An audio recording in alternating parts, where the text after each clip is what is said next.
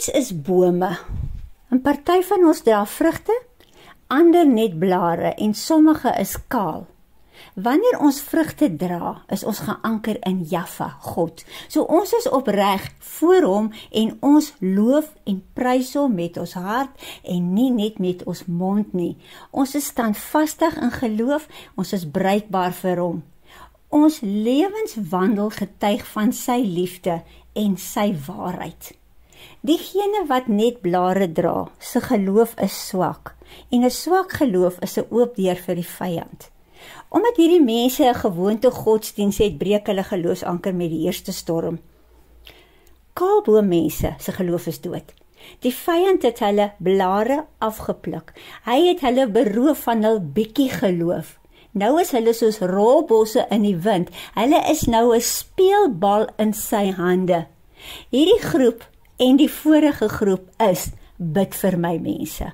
Hulle maak staat op ander se gebede. Sommige van hulle bid wel, maar hulle het nie 'n verwagting nie, want hulle geloof is dood. Hulle is mirasie mense wat hul vertroue in ander se gebede plaas. Hulle is die, pastoor sal dit vir my mense, en hulle sit in die kerk.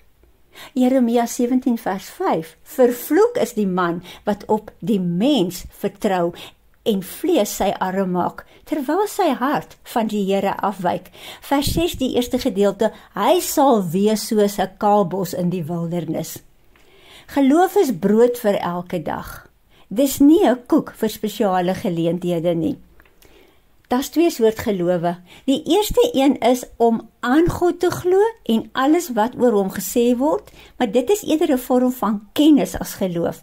Hulle eer en dank hom nie as God nie. Hulle glo aan is koek vir 'n spesiale geleentheid. In die dag, as hulle hom nodig kry, gebruik hulle glo aan geloof en verwag dat hy sal antwoord. Hulle geloofsanker is in wêreldse dinge, maar wanneer die wêreld nie antwoorde het nie, gebruik hulle glo aan geloof. Die tweede een, ek glo in God. Dit beteken ek plaas my volle vertroue in hom sonder om te twyfel. Al gaan ek deur 'n moeilike tyd, weet ek, hy sal my nie verlaat of in die steek laat nie. Met my God loop ek 'n bendestorm, spring ek oor 'n muur, want my geloofsanker is in hom. My geloof in God is brood vir elke dag. Hy is die brood van die lewe en hy lewe in my. Wanneer ons 'n lang pad ry, deur 'n vlakte of deur 'n woestyn, en daar is die padtekens nie, dan kan ons wonder of ons dalk die verkeerde afdraai gevat het. Maar Jaffa plaas padtekens op ons geloofspad. Hy praat met ons, hy maak vir ons 'n deur oop, hy bring ons by 'n fontein en gee vir ons nuwe krag. Wanneer ons deur stilte tye gaan, kan ons dalk wonder, het hy ons verlaat? Ek weet nie van jou nie, maar wanneer ek deur stilte tye gaan, dan ondersoek ek myself en ek wonder of ek iets verkeerd gedoen het, want ek wil hom nie verloor nie. Ons geloof is 'n wag op Jaffa tyd. Ons wag vir antwoorde, ons wag vir sy regte tyd, ons wag vir instruksies oor wat ons moet doen. Geloof is om soms sonder antwoorde te wees. Werklike geloof is om in donker tye steeds die lig te sien. Mense met 'n swak geloof kan nie in donker tye of stilte tye oorleef nie. Wanneer hulle aan die einde van hulle toutjie kom, slaan die vyand toe en beroof hulle met sy leuns.